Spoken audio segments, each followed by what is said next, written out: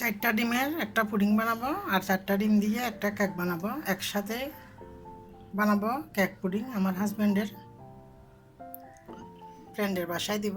এগুলা ফ্রিজ থেকে বের করে একটু নর্মাল করে নিচ্ছি। ফ্রিজে ঠান্ডা ডিম দিয়ে পুডিং তো বানানো যায়, কিন্তু কেক বানানো যায় না কম ফুলে, সেজন্য একটু নর্মাল করে নিচ্ছি। এই তো দুপুরে রান্না বসাবো।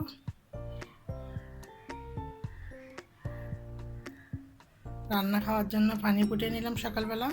এটা হচ্ছে সকালবেলা নাস্তা খাওয়ার পর আসলাম কাজ করতে।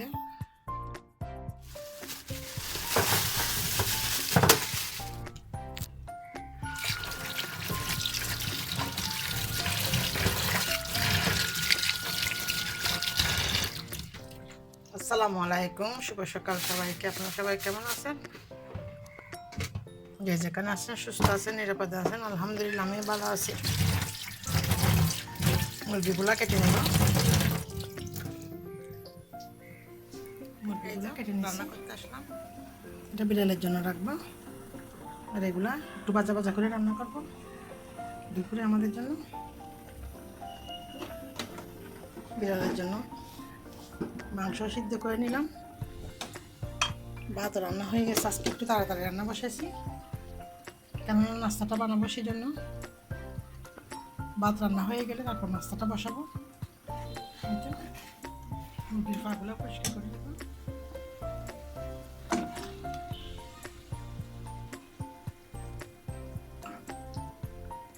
এখানে আর কোনো পানি অ্যাড করবো না মুরগির মাংসে।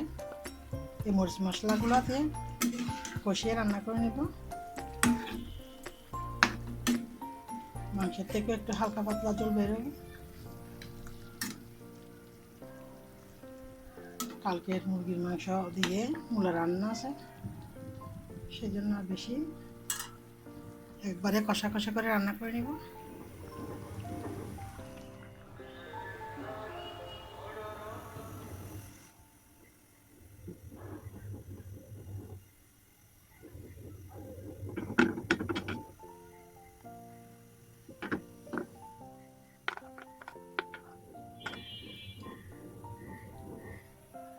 এভাবে কয়েল করে নিলে কালারটা সুন্দর লাগে, আর ঘুরিয়ে ঘুরিয়ে চতুর্দিকে দিলে সমানভাবে কালারটা হয়। এই তো চিনি কীভাবে করে আপনাদেরকে দেখিয়ে দিলাম। আজকে ঠান্ডা করে নিব, তারপর পুডিং ডালবো এটাতে। 4টা ডিম, 1 পিস পাউরুটি, আধা কাপ দুধ পাউডার, 1 কাপ পানি, আধা কাপ চিনি, 1 চা চামচ ভ্যানিলা এসেন্স। এটা হচ্ছে পুডিংয়ের জন্য। এটা হচ্ছে 4টা ডিম ব্লেন্ডার করে, চিমটি লবণ, আধা কাপ থেকে একটু বেশি চিনি, আধা কাপ থেকে একটু বেশি সয়াবিন তেল। চিনি মিশে যায় মতন করে এটা ভালোভাবে মিক্স করে নেব বা ব্লেন্ড করে কেকের মিশ্রণটা রেডি করে নিলাম।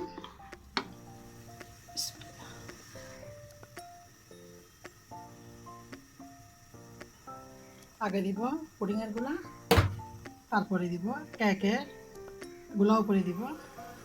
ডাবল লেয়ার হবে আর কি।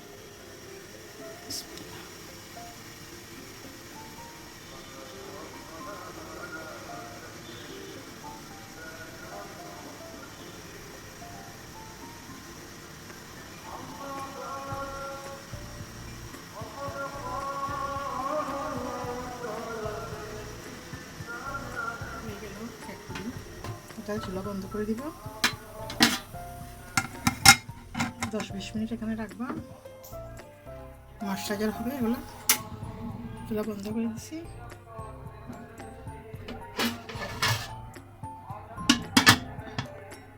তারপর এখান থেকে বের করে ফ্রিজে রাখবো।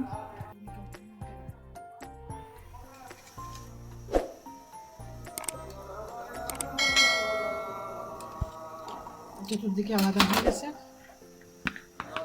ফ্রিজে রেখে দেবো নর্মাল ফ্রিজে। এভাবে বাটি সহ দিয়ে ফেলবো, আর বাইর করবো না।